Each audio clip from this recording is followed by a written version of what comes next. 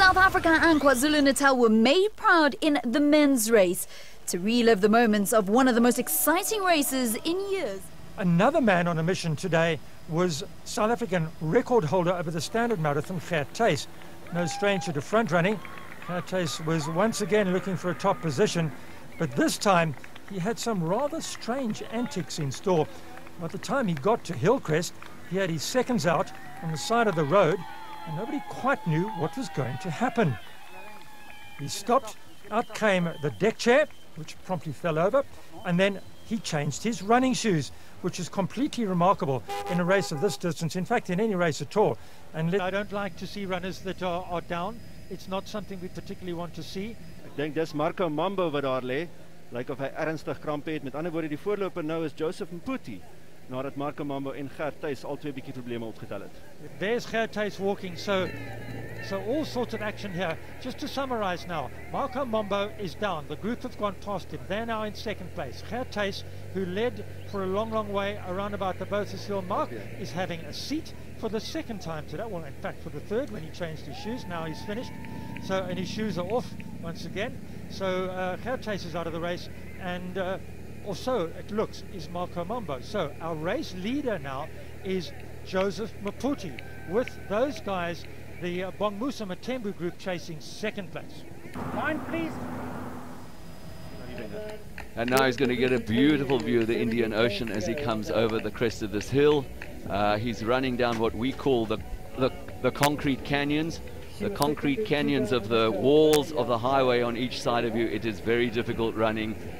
No crowd support except for those people standing on the bridges above you, so the noise is booming down at you from the people on the bridges overhead, and you run between these canyons of concrete. It is very hot. The sun reflects off the tar beneath you, but the one good thing is downhill and flat all the way to the finish. Rufus Potto wat lyk of hy die tweede wind gekry het. Hy is op die hakke van Steven Muzingi. Muzingi op die oomblik in die derde plek, Potto in die vierde plek, maar dit lyk of dit besig is om te verander. Rufus Potto, Steven Muzingi, hier is die bekleierheid tussen hulle twee vir die derde plek. En Bongmusa Matembu nie ver om te gaan nou vir hom nie. Hy is net buite die stadion, so wat 500 meter om te gaan voor Bongmusa Matembu, die wenner van Comrades 2014 gaan wees. And now into the cricket stadium.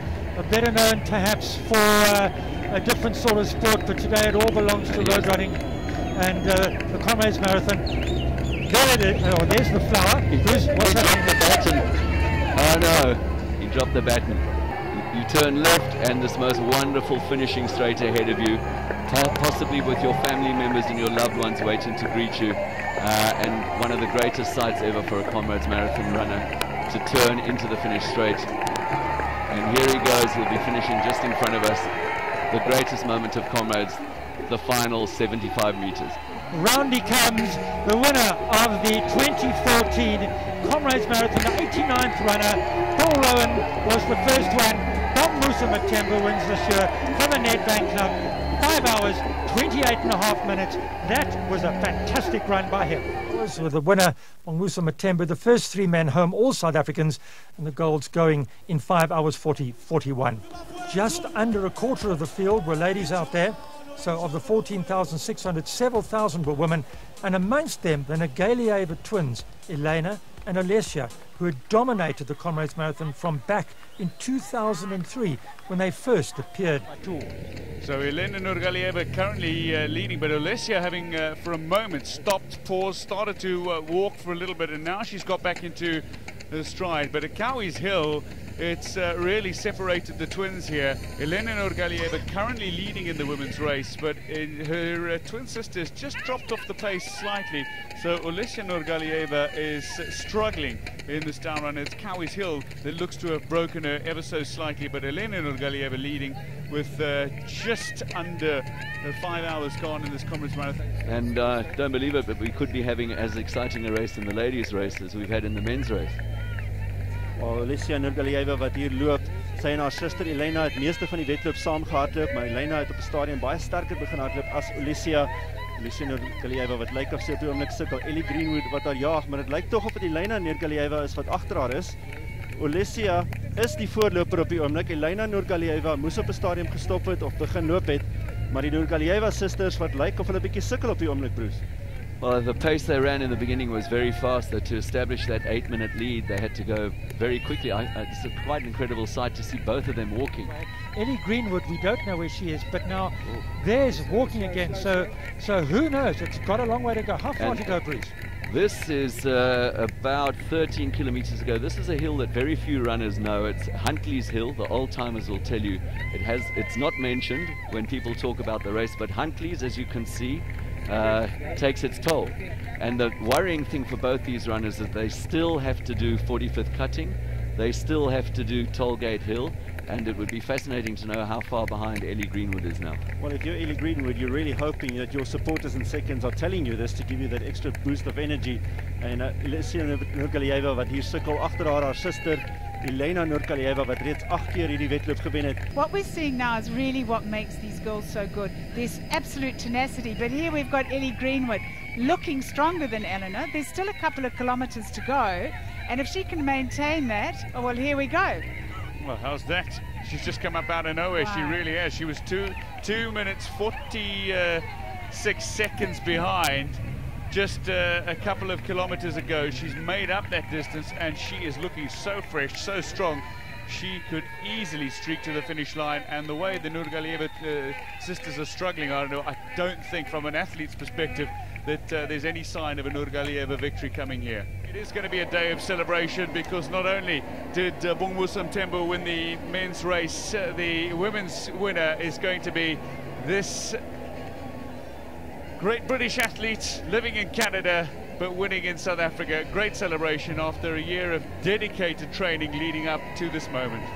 Well, this is a very proud moment indeed for the great British athlete. Her first Comrades win, and she breaks the Russian domination that goes all the way back to 2002. Eleanor Greenwood, living in Canada, running for Great Britain and running for Nick Bester's Nedbank team, has won her first Comrades marathon. She is your Comrades 2014 champion in the women's event, and what a proud day. Elena Nurgalieva het nog nooit nie die Comrades klaar gemaak nie en nog nooit nie 'n goue medalje gehad nie. So dit is absoluut uitstekend. Haar suster Alicia natuurlik in 2012 nie die wedloop klaar gemaak nie, maar Elena Nurgalieva in die tweede plek hier en weer eens 'n baie goeie vertoning deur die Russiese atleet.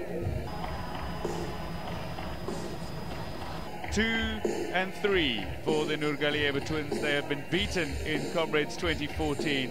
And have you ever seen Alicia Nurgalieva looking quite so tired at the finish line? Never seen them so exhausted. But the interesting thing for Alicia today, she's had 2 firsts, 6 seconds, and this is her first third. She's become a 4th, so she's now got a sweep of the top 4 placings, so which she could be happy about something now. Meanwhile, Elena Nurgalieva is saying, I've had enough. Alicia is down as well, prone on the grass of Kingsmead.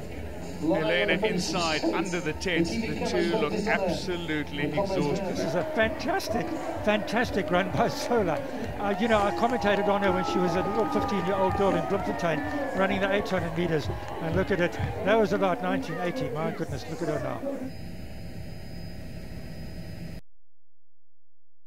Let's just first pick up with Stephen Myers and his heart rate monitor, up to 9.4, so he's back running instead of walking, but with nearly 80 kilometers covered, a heart rate of 155. Yeah, 10 to go for Stephen, so we've checked in on him a few times today, and that heart rate's been between 140 and 160 the whole way. I'm sure that's exactly what he's accustomed to, and he's going to finish this race.